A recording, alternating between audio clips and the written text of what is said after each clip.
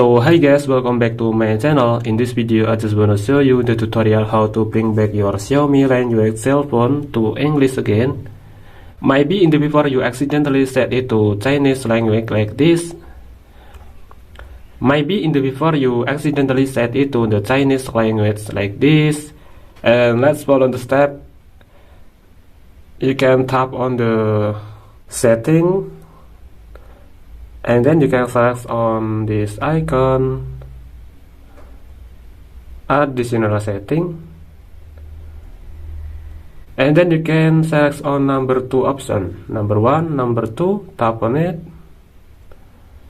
and you can select on number 1 option, number 1, tap on it, and you can change it to English again like this. I just wanna select English United States, tap on it, and tap on this icon. Okay guys, your cell phone already bring back to English language again. Okay, thanks for watching. Don't forget to like and subscribe.